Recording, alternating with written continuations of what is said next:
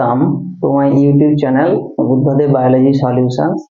আজকে তোমাদেরকে আমি আগের ভিডিওতে ক্যারিওকাইনেসিসের যে দশাগুলো বলেছিলাম, প্রফেজ এবং মেটাফেজ। আজকের পরের দুটো ফেজ বা লাস্ট দুটো ফেজ নিয়ে শুরু করব, একটা অ্যানাফেজ আর একটা টেলোফেজ।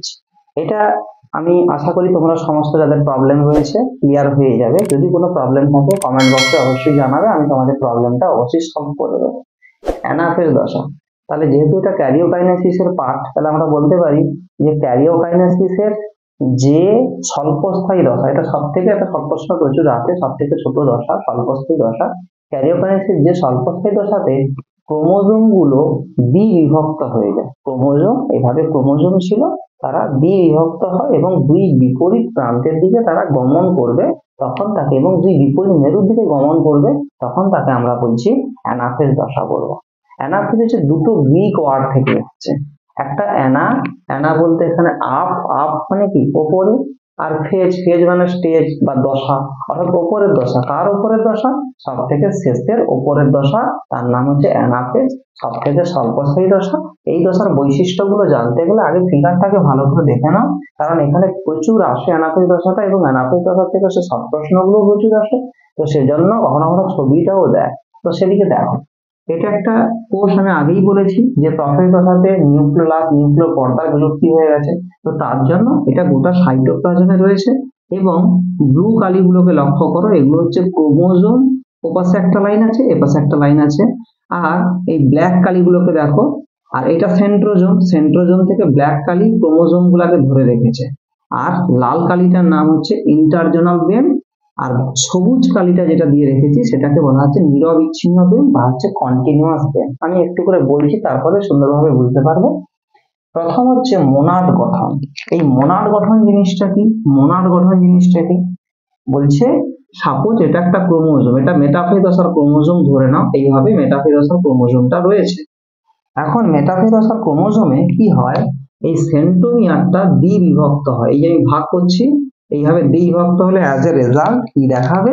দেখো, সেন্ট্রোমিয়ার দ্বিবিভক্ত হলে একটা সেন্ট্রোমিয়ার সহ একটা ক্রোমাটিড একটা ক্রোমোজোম তৈরি করে, অপর অর্ধেক সেন্ট্রোমিয়ার ইকুয়াল টু একটা সেন্ট্রোমিয়ার সহ আর একটা ক্রোমাটিড নিয়ে আর একটা ক্রোমোজোম তৈরি করে।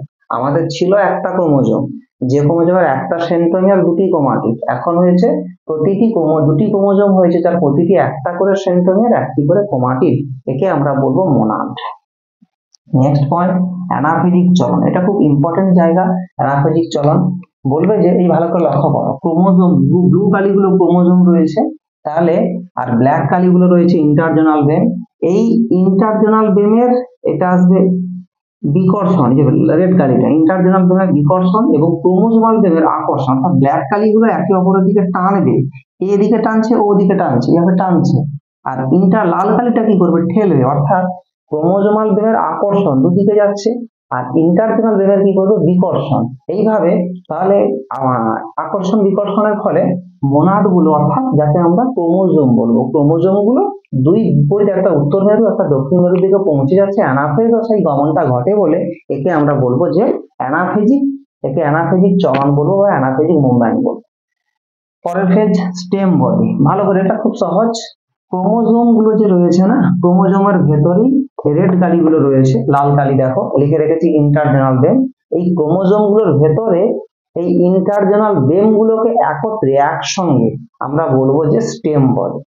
এবার অ্যানাফেজ দশায় ক্রোমোজোম গুলোকে দেখতে কেমন হবে? অ্যানাফেজ দশায় ক্রোমোজোম গুলোকে দেখতে একটা হচ্ছে ভি, একটা এল, একটা জে, একটা আই, এই চার প্রকার দেখতে লাগবে। অ্যানাফেজিক চলন ঘটে, স্টেম বডি ঘটে। এখানে ইন্টারজোনাল বেম গুলোকে একত্রে আমরা স্টেম বডি বলবো, ইন্টারজোনাল বেম কে আমরা একত্রে স্টেম বডি বলবো। এই হচ্ছে বিষয়। তাহলে নিশ্চয়ই এই পুরো ব্যাপারটা বুঝতে পারলে। এখানে চারটা পয়েন্টে তোমরা সংজ্ঞা দেবে, তারপরে তার গ্রিক ওয়ার্ড দিয়ে ভাগ দেবে, তারপরে হচ্ছে তোমরা বৈশিষ্ট্য চারটা পয়েন্ট দেবে, ছবি দেবে, 3 মার্কের জন্য সাফিসিয়েন্ট। পরের কথায় আমরা চলে আসবো টেলোফেজ। দেখো, টেলোফেজ মানে টেলো বলতে এন্ড, অর্থাৎ সব থেকে শেষ দশা, আর ফেজ মানে স্টেজ বা আমরা বলবো দশা। টেলোফেজ কাকে বলবো? ক্যারিওকাইনেসিসের সব থেকে শেষ দশা, বা আমরা বলতে পারি নিউক্লিয়াসের সব থেকে শেষ দশা। যে শেষ দশাতে কি হবে? নিউক্লিওলাস এতক্ষণ ছিল না, নিউক্লিওলাসের পুনরাবির্ভাব ঘটছে, নিউক্লিয় পর্দার পুনরাবির্ভাব ঘটছে এবং ক্রোমোজোম সেগুলো প্যাঁচ খুলে গিয়ে ক্রোমাটিন জালিকা তৈরি করছে, তখন তাকে আমরা বলবো যে টেলোফেজ। তাহলে আরেকবার বলছি, মিলিয়ে নেবে, যে ক্যারিওকাইনেসিসের যে দশাতে বা ক্যারিওকাইনেসিসের শেষ যে দশায় নিউক্লিওলাস এবং এই যে নিউক্লিওলাস সবুজ কালিটা, নিউক্লিওলাস রেড কালিটা নিউক্লিয় পর্দা, নিউক্লিওলাস নিউক্লিয় পর্দার পুনরাবির্ভাব ঘটে, ক্রোমোজোম গুলো প্যাঁচ খুলে গিয়েছে, ক্রোমাটিন জালিকা তৈরি করেছে, তখন তাকে আমরা বলবো যে টেলোফেজ দশা। ডেফিনেশন সবসময় ফরমেশন করে দেবে, নিজের থেকে ডেফিনেশন লিখবে, দেখবে অর্থাৎ ডেফিনেশনের মধ্যে কি থাকবে, তোমাদের জিস্টটা থাকবে, জিস্ট থাকলেই হয়ে গেল। পরে এই দশার বৈশিষ্ট্য কি আসতে পারে, জলের সংযোজন। মনে করো প্রথম পথে যে বলেছিলাম জলের বিয়োজন, এখানে জলের সংযোজন, অর্থাৎ বাইরের থেকে নিউক্লিয়াসে জল প্রবেশ করবে। জল প্রবেশ করা মানে এই যে ক্রোমোজোম গুলোকে আমরা ভালোভাবে দেখতে পাবো না, অস্পষ্ট দেখতে পাবো। তাহলে এই দশাতে জল প্রবেশ করে, ফলে ক্রোমোজোম গুলোকে অস্পষ্ট দেখতে পাবো। 2 নম্বর, ক্রোমোজোমের গঠন। দেখো এখানে ক্রোমোজোম কেমন দেখেছিলে তোমরা, এইভাবে ছিল, ঠিক আছে, সেটা প্যাঁচ খুলে গিয়ে তাহলে আরো সরু হয়ে গেছে, সরু এইভাবে হয়ে গেছে ক্রোমোজোমের গঠন। একটু ভালো করে খেয়াল করো, আমি 2 রকম ছবি এঁকে রেখেছি। এখানে এরকমও আঁকা যায়, পরীক্ষার হলে তুমি এরকম আঁকতে পারো, কিংবা পরীক্ষার হলে তুমি এরকমও আঁকতে পারো। এই দুটো ছবি অ্যাকসেপ্টেড, তো সেটা যে কোনো ছবি আঁকতে পারবে। ক্রোমোজোমের গঠন, তাহলে ক্রোমোজোম গুলো মোটা ছিল অনেকটা, এই যে আমি দেখাচ্ছি, ক্রোমোজোম গুলো মোটা ছিল এরকম ভাবে এবং ছোট ছিল, পরবর্তীকালে সরু এবং কি হয়ে গেছে, লম্বা হয়ে গেছে, তাইছে। তাহলে এটাকে আমরা বলি যে ডিস্পাইরালাইজেশন। ওখানে ছিল স্পাইরালাইজেশন, এখানে আসবে ডিস্পাইরালাইজেশন। ব্যাস। নিউক্লিয় পর্দা, ভালো করে দেখো, এই রেড কালিটা যেটা রেখেছি না, এই যে এটার নাম নিউক্লিয় পর্দা। নিউক্লিয় পর্দা পুনরায় ফিরে এসছে, অর্থাৎ পুনরাবির্ভাব ঘটেছে। নিউক্লিয় পর্দার শেষ দশা টেলোফেজ দশাতে নিউক্লিয় পর্দার পুনরাবির্ভাব ঘটেছে, এই হচ্ছে বিষয়। এরপরে এই নিউক্লিয় পর্দা এলো থেকে, নিউক্লিয় পর্দা এসছে এখানে এন্ডোপ্লাজমিক রেটিকুলাম থেকে নিউক্লিয় পর্দাটা তাহলে হচ্ছে এখানে চলে এসছে। এবার আসবে নিউক্লিওলাস। নিউক্লিওলাসটা সবুজ কালিতে দেখিয়ে রেখেছি। নিউক্লিওলাস পুনরায় আবার চলে এসছে এই দশাতে, থেকে ক্রোমোজোমের যে গৌণ খাঁজ রয়েছে না, সেই ক্রোমোজোমের গৌণ খাঁজের নর রয়েছে, সেই গৌণ খাঁজ থেকেই নিউক্লিওলাসটা তৈরি হয়েছে এই দশাতে, শেষ দশাতে। অপত্য নিউক্লিয়াস, প্রতিটা দশায় আমরা কিন্তু একটা করে নিউক্লিয়াস এঁকেছিলাম, কিন্তু এখানে ভালো করে দেখো, এই একটা নিউক্লিয়াস, এই একটা নিউক্লিয়াস, মোট কটা নিউক্লিয়াস তৈরি হবে, অপত্য নিউক্লিয়াস হচ্ছে তাহলে দুটি তৈরি হবে, এটা দুটি তৈরি হবে। আর নিউক্লিওলাস বলেছি পুনরাবির্ভাব ঘটবে, পুনরাবির্ভাব হবে, এই হচ্ছে বিষয়।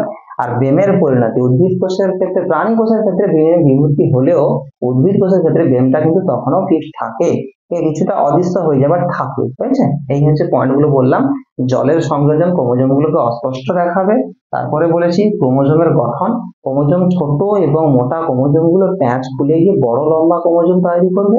3 নম্বর পয়েন্ট বলেছি নিউক্লিয় পর্দা অর্থাৎ এন্ডোপ্লাজমিক রেটিকুলামের উপস্থিতিতে কি করবে, এই নিউক্লিয় পর্দার পুনরাবির্ভাব ঘটবে এবং একইভাবে নিউক্লিওলাসেরও কিন্তু পুনরাবির্ভাব এই দশাতে ঘটবে। তারপরের ফেজ বলেছি অপত্য নিউক্লিয়াস কটা থাকবে, দুটো বলেছি। আর বেমের পরিণতি বলা হচ্ছে যে প্রাণী কোষের ক্ষেত্রে অবলুপ্ত, উদ্ভিদ কোষের ক্ষেত্রে তখনও থাকে, এই হচ্ছে বিষয়। নিশ্চয়ই পুরোটা বুঝতে পারলে আমার এই দুটো ভিডিওর মাধ্যমে প্রফেজ, মেটাফেজ, অ্যানাফেজ, টেলোফেজ তোমরা খুব ভালোভাবেই বুঝতে পেরেছো। এবং যদি বুঝতে ভালো পেরে থাকো তো সেক্ষেত্রে বলবো তোমরা লাইক করে দিও, কমেন্ট করে দিও।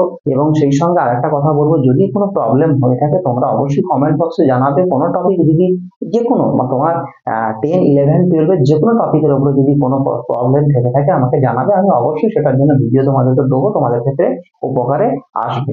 আর একটা কথা, তাহলে তোমরা চ্যানেলটিকে ভালো করে সাবস্ক্রাইব করবে। Thank you.